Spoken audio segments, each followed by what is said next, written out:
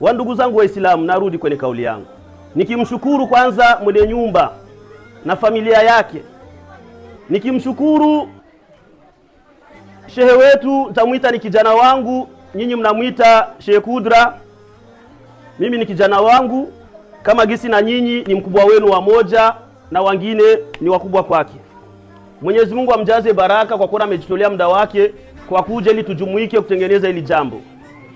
Na Waislamu wote walijitolea kuacha kazi zao, shughuli zao huku na huku, wakaitika wito huyu kwa kuja kuonesha upendo wao na umoja wao. Mwenyezi Mungu awabariki na akubali funga zenu.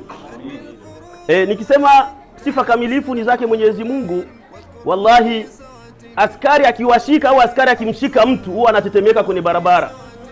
Askari akimshika mtu, hata tukisema nyumbani kwetu Burundi, ukikamatwa na askari polisi au mtu wowote, unaanza kugusa mfuko kutoa chochote ili kumpa upate njia wenu. Ila Mwenyezi Mungu hapewi chochote pasina alituambia fanyeni ibada, mnijue mimi ni nani na mnijue mimi ni mtu gani katika dunia hii nimewaweka.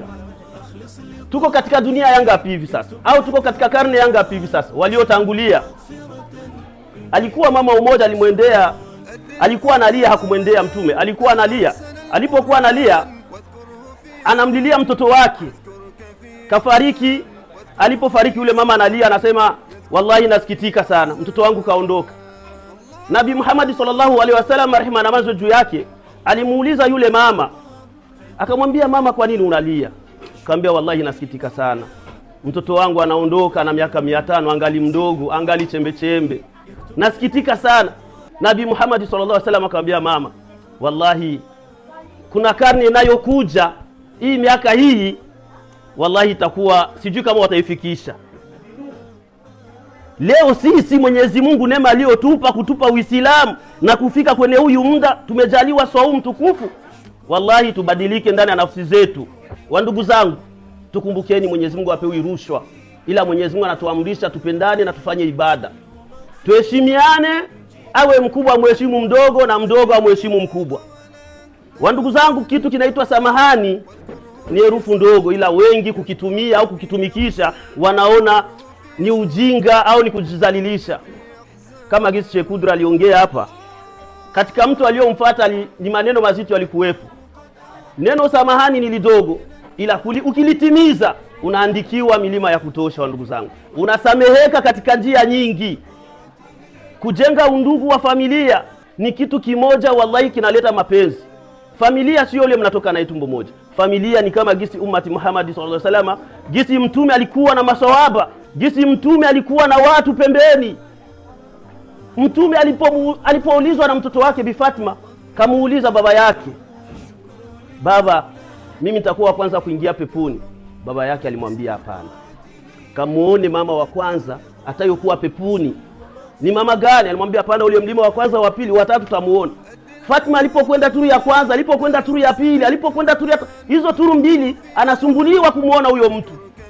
Ila katika nafsi yake yeye wenda alikuwa anajua ni mtoto wa Nabii Muhammad atakuwa wa kwanza kuingia pepo, na ni kweli wao katika watu waliingia peponi ni mtoto wa Mtume. Alikatazwa mengi, aliamrishwa mengi, ila alipomuona yule mama alisema wallahi, aliporudi huku na ruka sitaki kutoa kuachesha tu huko hapa nani hii, wala aliporudi alimwambia babangu, nimemuona.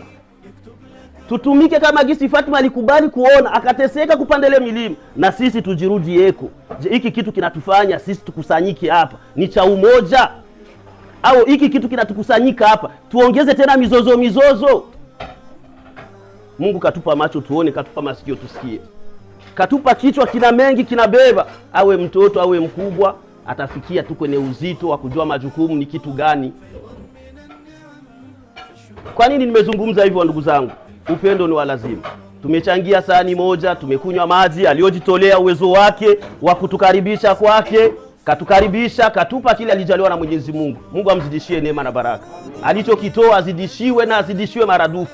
Watoto wake na familia yake, ni mke wake. Nilitaka kusema katika uongozi huyu tulipewa, alhamdulillahi rabbil alamina, Mwenyezi Mungu awe pamoja nasi. Narudi kwenye kauli ya mwanzo. Nimezungumza ndugu zangu, kumtumikia Mwenyezi Mungu sio kujitakasa barabarani. Anayokubali kushikamana katika njia ya Mwenyezi Mungu, tutukanwe, tuzalilike, tumtumikie Mwenyezi Mungu. Niko tayari kutembea miguu chini, ili nione kama neno la Mungu litakwenda mbele. Sikusema nijitoze au nije hapa kujionesha mbele yenu na ufahari au mimi kurudi kwenye madaraka. Huenda wenu wamenielewaga kinyume. Laiti mimi ningelijua kama mdogo wangu atajitoza, si ningelijitoza. Kiakili, kifikra, maana sisi wote ni tumbo limoja, ni ziwa limoja. Unanipata vizuri? Sisi wote ni ziwa limoja. Kingine nikirudi, mdogo wangu ndio alikuwa alichaguliwa mara ya kwanza, tulimchagua mdogo wangu sisi wote na nikasitiza. Kwa nini nimefanya? Sikusema mnipe madaraka mimi. Kwa ajili nimeona na mimi nimeshafikia kwenye uzee. Tukawa tuko washauri, mimi na ndugu yangu Abdalla huyu tunajuana, tuko wadogo, hatukujuania hapa. Kuna watu wanajua labda Mosi na Abdalla wanajuania hapa Lile. Alikuwa na miaka 14, niko na 18, toka Aziatike. Tunavaa sisi wote kaptula kama tuko wa vijana. Unanifuata? Hatukujuania hapa kupita pita. Wengi hapa wa vijana wengi na wajua mko wadogo nyumbani, ila wengi hamnifahamu. Unanifuata vizuri? Ila upendo nini? Ndio nuru Mungu kanionyesha. Leo tukutana tena na Abdalla nilipofika hapa Ulaya. Alipotoka huko amekwenda kutafuta maisha, tulikuwa tumesambaratika. Nilipokuja sikujua kama yuko hapa Lile. Nilipoonana na yeye bwana mdogo Sule, nikamwona Abdalla. Bwana, huyu ni mdogo wangu. Tukasema alhamdulillah, nuru hiyo tena tunarudi kwenye ule undugu. Tulipomchagua bwana mdogo Sule, alikuwa kiongozi. Kuna mtu atajiuliza, kwa nini tena Sule anarudi kwenye uongozi? Kwa nini tena kaka Mosi alikuwa sio kiongozi anakuwa vice president? Na waza mimi ndio nimemwambia yeye yuko hapa. Katika huyu utata huko, mimi naona msogeze Ibrahim awe vice president. Ibrahim hakuchaguliwa na mtu. Mimi na yeye ndio nilimwambia, akamweka Ibrahim akawa vice president. Alipomweka kuwa president, tuliendelea. Fikra zilikuwa tofauti. Baada ya fikra kuwa tofauti, mimi na Abdalla tuko washauri. Alipotoka kwenye kuwa kiongozi, kuwa rais, kutubeba sisi, wenda angetujia sisi washauri, bwana hii sehemu imenishinda natoka. Ilikuwa siri. Tunapoongoza au panapotoka mawaiza, Hija ndo aliwahi kutoa neno akasema, bwana kwa nini Waislamu hawafaidiki panafaidika nusu? Sijui mmoja alisema hapana, Sule sio kiongozi wa Waislamu, ni kiongozi wa association.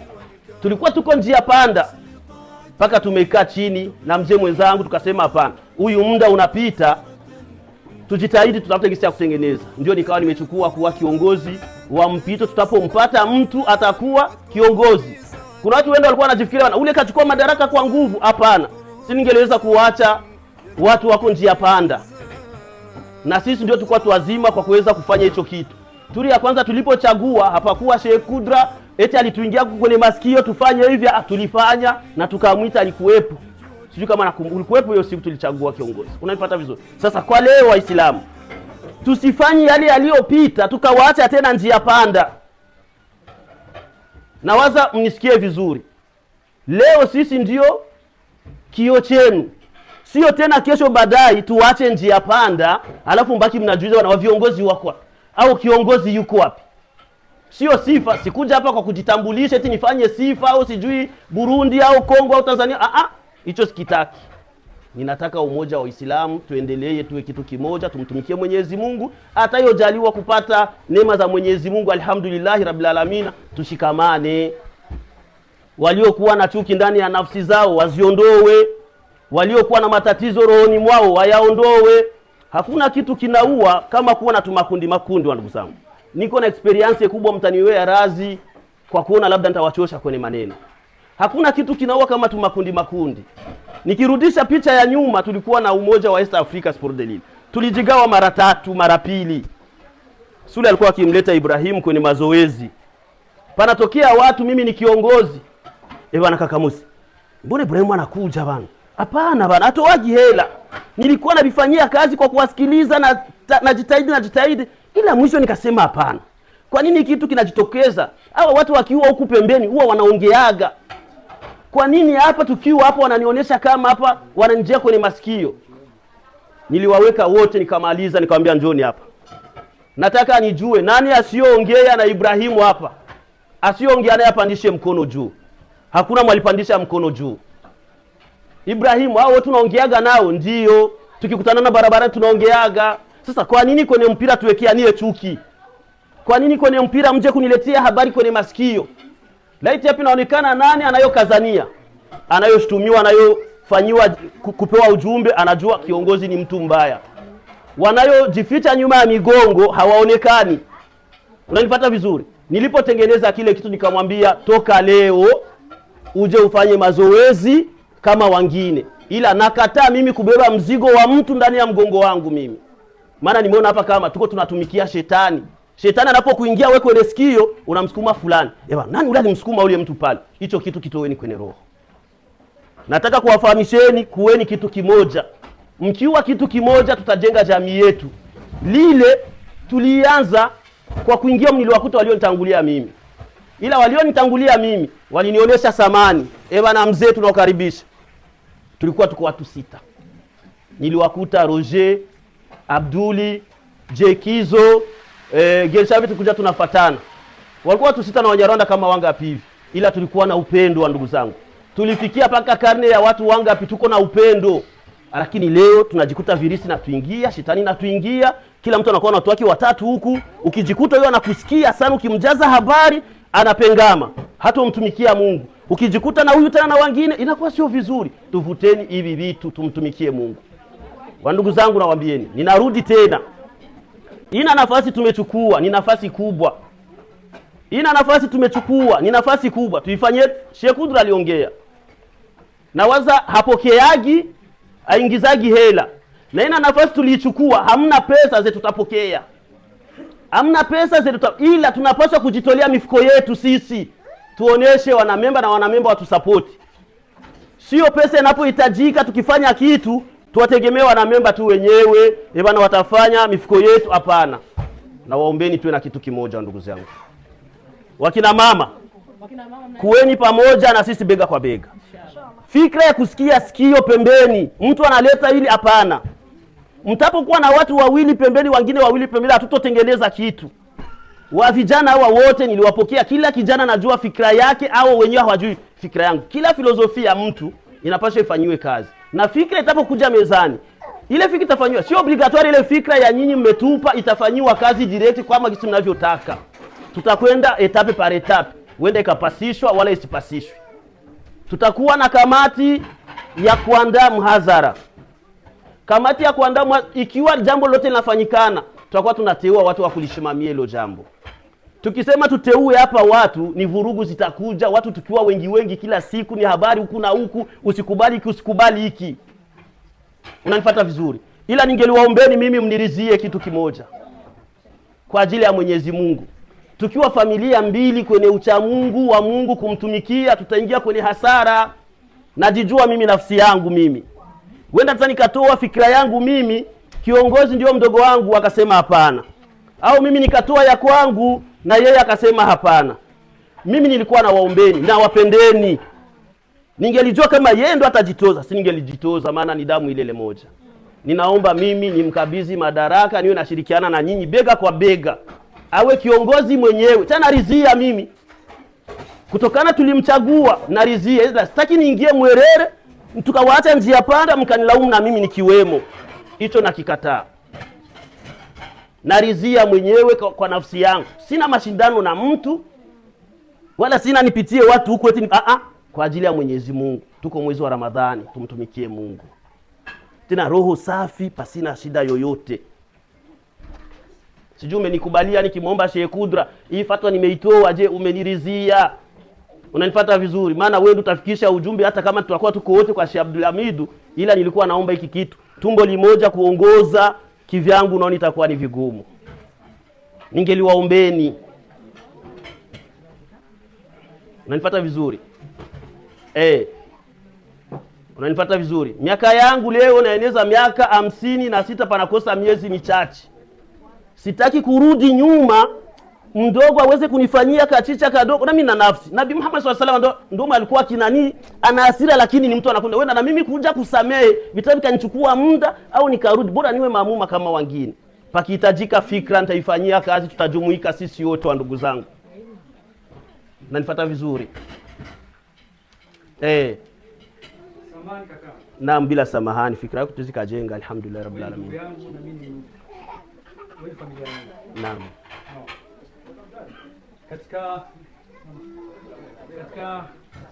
Katika hii jamii yetu, naam, mimi na wewe ni vichwa vya familia. Naam. Na kama vichwa vya familia tukiwa tumekusanyika tumewakusanya watu kama hivi, inakuwa ni mimi na wewe ndo yani wasikilizisha jambo na mstari wa kuweza kufuata.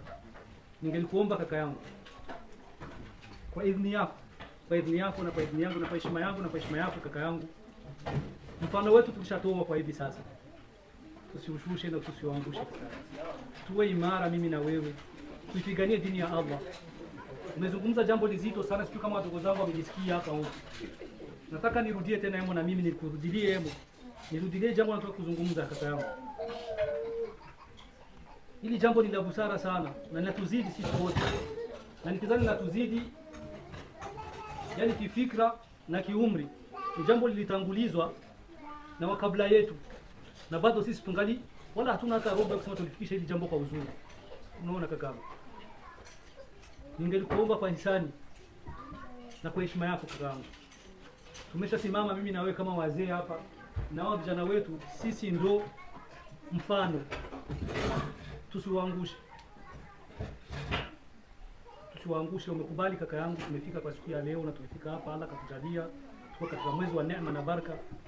Basi kaka yangu, nakuomba hizi neema tuzikuze zaidi na tuziendeleze katika jamii yetu na zizidi kuwa kheri na baraka kwetu. Wakina mama wanatuomba kila mara tusimame tuwe imara, wakina baba. Yaani tutie ule moyo wa chanaume na wa hikma na wa busara na wa mfano mkubwa. Yaani ukizungumzia hivyo na mimi kesho nitasimama nizungumzie hilo jambo. Unaona kakangu, halitaleta picha nzuri kwa wadogo zetu. Na sisi ndo vichwa vyao. Yaani ningekuomba kakangu, huyu mfano tuendeleze. Na heshima yako siwezi nikakuvunjia heshima yangu kakangu, wewe mwenyewe unajua kwenye tunatoka. Kwenye tunatoka sio hapa. Na sisi hapa ni wageni. Hizi nchi tuko hemo, sisi hapa ni wapita njia. Kesho kutwa inshallah sasa tutarudi sisi wote nyumbani kwetu. Na hatujui katika hali gani tutarudi nyumbani. Basi ningependelea zaidi kakaangu tuzidi kujiunga na wadogo zetu. Hata kama imetokea wamekuwa viongozi, wamechaguliwa, wamekuwa, atubakie tu kwa heshima yetu na kwa ule mfano wetu, tuendeleze tu dini ya Mwenyezi Mungu na tushikamane bega kwa bega mpaka mwisho kakaangu. Naam. Tusifupishe mambo, tuendeleze kwa uzuri na kwa neema ya Allah. Atuzidishie Allah kila baraka na kila heri na tuwezeshe na tupe ule moyo wa nguvu inshallah. Kaka, wallahi kwa neema ya Allah mimi nakupenda sana. Na sito Naam kaka. Shukrani. Naam. Kijana huyo Abdalla ninamjua na miaka 14. Hapana eti ana miaka 50 au 20. Tuko wadogo Aziatike Warabuni. Na nukulu mbele yake tuko mwezi wa Ramadhani. Hajawahi kufungua mdomo wa kunitukana funga kinywa au kunidharau. Na yeye yuko hapa karibu. Hajawahi kusikia namtukana au nafanya kitu chochote. Kabisa, Allah shahidi. Unanifuata vizuri? Nyumbani Aziatike tulikuwa na mapenzi. Tulikuwa na mapenzi na leo mapenzi yetu nishafika hapa kama safari ngapi? Maana najivuna mimi kuingia hapa, nimemwona ndugu yangu. Kwa muda wote naingia. Kweli alhamdulillah rabbil alamin, sijui kama Sheikh Kudra kuna aliatafikisha huko.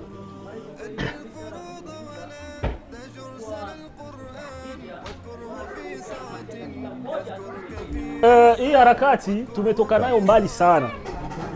Na wengine tumepitia changamoto nyingi, majina yetu kuonekana ni gumzo kwenye jamii.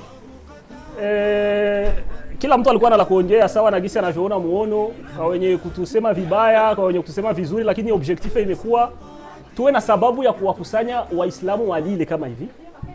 Na Allah ameweka kheri, amefanya sababu mpaka tumefika kwenye hatua ya kuwa na kiongozi. Na huyu kiongozi ndio mwenye ataweza kuyashimamia haya yaweze kuendelea, yani kuwakusanya watu kama hivi katika harakati za kidini. Unaona? Basi sasa kitu kikubwa ambacho mimi ningependa tu kusema ni hii amana ambayo amekabidhiwa. Kivyangu mimi najua uzito wake. Ndio maana wakati alinifuata Sheikh Kudra akaniambia unaweza kujitoza, nikasema siwezi nikajitoza kwa sababu uongozi ni kitu ambacho sio kitu chepesi. Ni amana nzito ambayo unapaswa kuisimamia na kuhakikisha watu unaweka fasi moja, unahakikisha harakati zote zinakwenda sawa. Sasa mimi upande wangu naweza nikasema zile changamoto ambazo nilikuwa zinatokea, tunaleta swala la kukazia kwamba hichi kitu mbona hivi akiendi hivi, ili mbona tunalola linapinda hivi na ni hivi. Mimi naweza nikasema sikia leo ndio kikomo changu kwa maandishi ama kwa sauti, kwamba nimeandika hija na hija amekuja tena amekosoa amefanya hivi, kwa sababu kwa sasa sina hiyo responsibility. Tulikuwa tuko na kiongozi, kuna watu walikuwa waelewi situation. Tulikuwa na kiongozi wa mpito, na bahati mbaya kiongozi wa mpito alikuwa anakubaliwa na baadhi ya watu na wengine hawamkubali, lakini kwa watu walisuivre vitu kwa ukaribu, tulikuwa tunajua Senegal zinazokwenda. Sasa hii siku ya leo tumempata kiongozi ambaye ameubeba mji mzima, hahitaji ukosoaji. Hata nikiona kosa sina fursa ya kumkosoa kwamba niende pale niandike message, hiyo ruksa sina. Mimi nakuwa raia kama wengine, labda naweza nikamfuata inbox kwa pale ambapo naona labda nataka niseme, lakini kijamii sina responsibility yoyote. Mimi ni kama kijana wengine, mimi ni kama raia wengine, na hili swala upande wangu mimi nimelipokea kwa roho moja kama jinsi kila mtu amelipokea, kwa sababu mimi objective yangu ni Uislamu simame. Ni Waislamu tukusanye vijana kama hivi, tunaonana, tunajadili maneno ya Mwenyezi Mungu, kila mtu anatawanyika. Sasa kwa sababu hivi tumeshampata responsable wa hayo maswala, tutampa ushirikiano aweze kutuongoza katika hilo. Na wale watu ambao mimi nimewakwaza, haikuwa ni kibri, haikuwa ni ujeuri, hiyo sifa sina. Nilikuwa natoa fikra sawa na muono wangu, sawa na situation inayotokea, kwa sababu mimi nilikuwa na suivre vitu. Kama kisi mzee alisema hapa, alisema akija ndo namaliza. Tulimkabidhi Ankosule responsibility ya uongozi.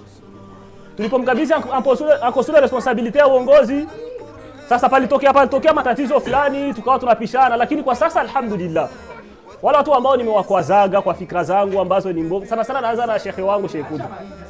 Mimi na yeye tushamaliza, kwa sababu haikuwa kwa kumchukia, maana miongoni mwa sifa naweza nikampa ni mtu ambaye ana capacity kubwa ya kuendesha huyu mji, sawa na gisi ameshapewa bahati ya kuwa karibu nao, kinyume na mwingine shekhe ambaye inaweza ikawa ni changamoto.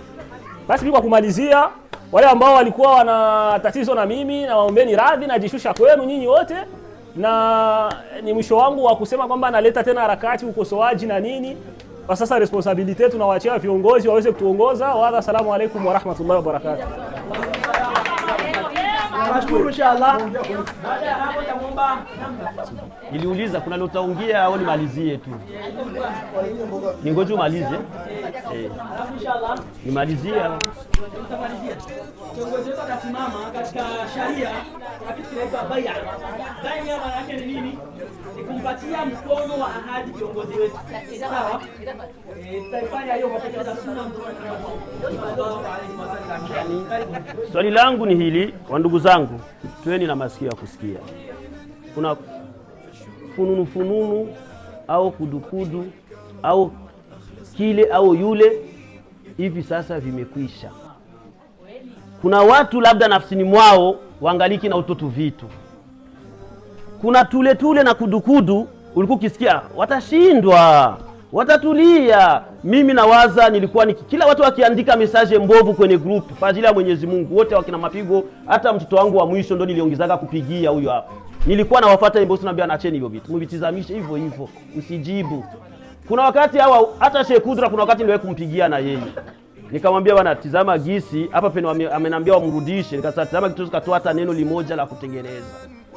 Ila kuna watu katika fikra zao walikuwa wanajua na Mzee Mosi ndo anayaleta haya yote. Mzee Mosi ndo yuko hivi. Wallahi yuko mimi sina. Naomba Mwenyezi Mungu aliokusudia hayo au walikuwa katika minongono, Mungu aweze kuwasamea kama gisi na mimi nimewasamea fil dunia fil akhirah. Sina mawazo mabaya ya kuweza kufikiria niendeleleshe chuki hata yalikuwa yanafanyikana. Unanifuata vizuri? Hata kwenye sehemu watu katika wale watu watakuwa wako nao wananifikishia, ila mimi namfikishia Mwenyezi Mungu, ila mimi ninawasamea. Kuna kwamba yatawashinda, watachoka, watafanya hivi. Kama nilikuwa natetea Uislamu. Na kama nilikuwa natetea jamii ya sisi watoka Afrika. Maana tukitama majority ni sisi Warundi ndio wengi. Tukitama majority ya sisi tuko hapa ni sisi Warundi ndio tu wengi. Tuko wengi na tunaendelelesha na huyu mmoja wetu. Hakuna Wanyarwanda 6-7 wanafika huko hapa. Hakuna Kongomani 4-5 wanafika wako hapa. Ila ni sisi ndio tuko, hatujui kama ni urithi tuliachiwa na wababuruza wakuwa tunatofautiana kila siku. Maana hayako katika mila za dini. Haviko katika wa mitume, karne ya kina mitume, walifanyiwa hivi vitu. Mtume akapigwa mawe kwa kutumikia Uislamu. Lakini mwisho walifanya nini? wameshimamisha Uislamu. Sana sisi kama tutautumikia Uislamu, tupigwe mawe, tufanye nini? Tuutumikie wa ndugu zangu. Tusifanye mapozi. Na tuwe wengi wenye kutoa mifuko yetu. Kuna mtu anakuambia hata ukipakiwa kitu kimwambia akwambia niko na euro 5. Ila huku pembeni akienda vitu vya kidunia anatoa 100, 200. Leo jambo la heri nikitazama Mwanga. Jambo la heri. Waislamu wengi wako wapi? Wene tunajua. Hatuwaoni ila dukuduku huku pembeni sitakuwepo. Ila yangelikuwa ni ya kidunia tungeliwaona. Na wale ni hatuko nao ndio huku pembeni kwamba kwa nini mlikubali tena hivyo vitu? Unanifuata nini vizuri? Sasa tutapotengeneza kitu tusitizami watu wa pembeni. Taarifa ilitoka, ili jambo tulibebeni vizuri. Hii ni amana. Nilimpa neno Sheikh, je, hata kama kaka Abdalla alishimama kaniomba hilo neno na kurudilia tena, na wewe fikra yako vipi?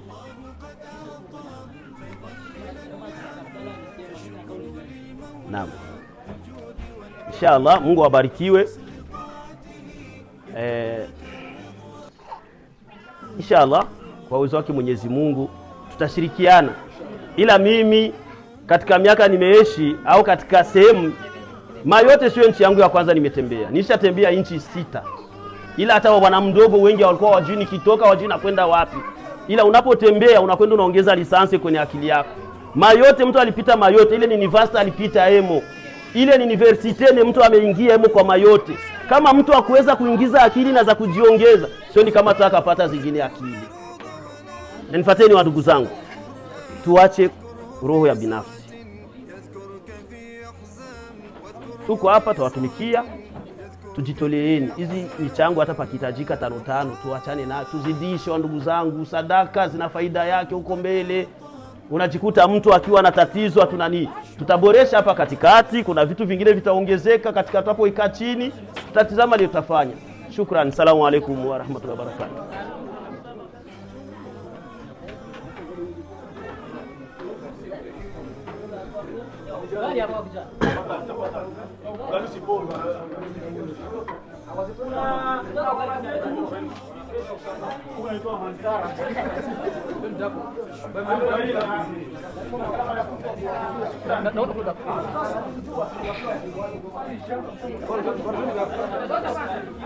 Kujamini.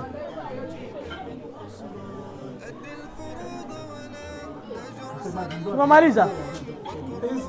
Tumemaliza. Tuingie huko.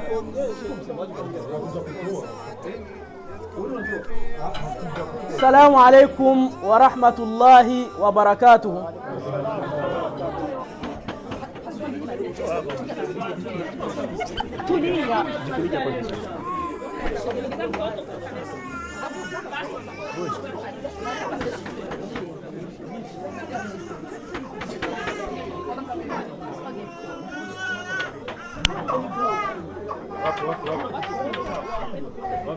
Assalamu alaikum wa rahmatullahi wa barakatuh. Ashukuriwe azza wa jalla yeye ambaye ametuwezesha kufika kwa siku ya leo. Na ashukuriwe Allah yeye ambaye ametuwezesha kufika kwa siku ya leo. Maana hii siku tulikuwa tunaisubiria kwa hamu kubwa na hatimaye imepita kwa amani na usalama. Kivyangu mimi ningependa kukumbushia kwa wale ambao waliotangulia kuzungumza, viongozi wetu na wengine maamuma, ambao ahadi zote walizozizungumza na maneno yote walioyazungumza yawe yametoka kwenye roho, isiwe labda kwenye macho ya watu mtu unazungumza alafu huku ikawa sio kama ulivyovizungumza. Alafu kitu kingine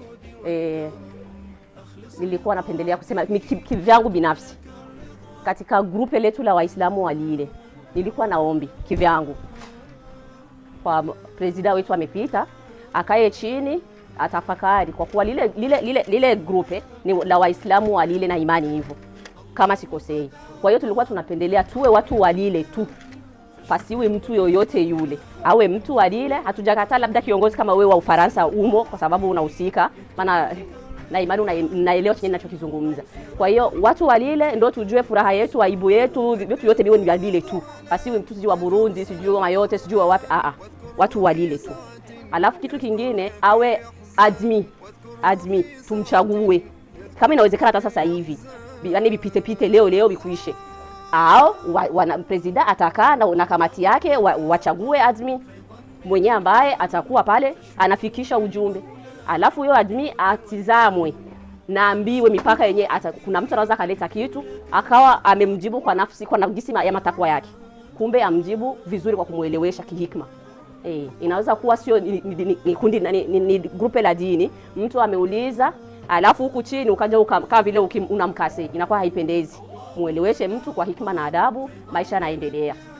Kilo salia na imani uchaguzi umepitika kwa uzuri na tumekubaliana ila ya Karima, tumekubaliana sisi wote, maana tulikuwa present, kila kitu kimepitika tunakiona. Kwa hiyo tunamshukuru Mungu. Tuendelee kuwa kitu kimoja jamani. Ndio kitu mimi naweza nikaomba. Maana sisi kila siku tunajikutanaga ni hivi kila siku hivi. Kila siku tunajikutanaga ni hivi. Kwa hiyo hatutangojea wale ambao walilala au hawapendi kujungumika nasi, ni sisi tuendeleze Uislamu wetu walile. Wa hadha, salamu alaykum wa rahmatullahi wa barakatuh. Mjomba, swali lako alhamdulillah rabbil alamin ni vizuri. Kwa huyu muda umetoa fikra, itakwenda kufanyiwa kazi fikra yako. Sio sema tutachukua uamuzi tu hapa. Malalamiko yenu mnatoa, yatakwenda kwenye meza, atafanyiwa kazi. Usioni anachukua siku 2-3 ukasema kwa nini fikra yangu nilitoa vipi. Huenda katika maandishi au katika fikra au unatoa yalikuwepo, ila ni bora hivyo umelileta tena pale watu wote wanasikia. Ni kujenga alhamdulillah. Usiuziki kwa kuna litachelewa, ila litachukuliwa na nafasi. Mimi ndio nilikuwa msemaji wa Kaka Mosi.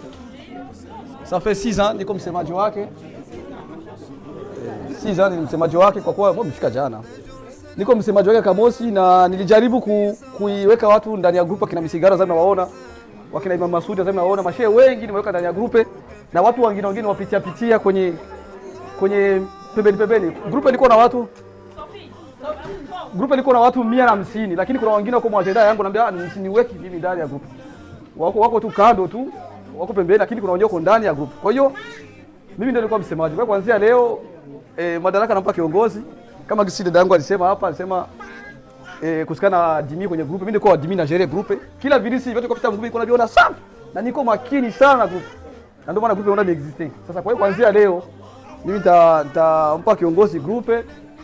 Madaraka yote nimpe na usemaji wangu sasa sijui kama unaweza kaendelea au kafa leo.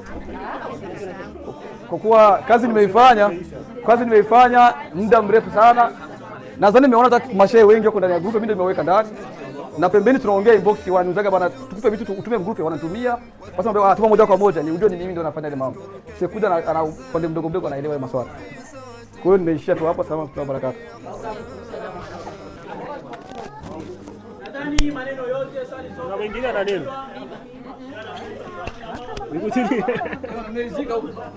Na swali la grupu lingine. Swali la grupu mimi. Kuna namba za Burundi kuzitafuta zote, Tanzania kuzitafuta. Mimi sasa kwa timu nataka vitoa yote. Kura yangu nimekupa.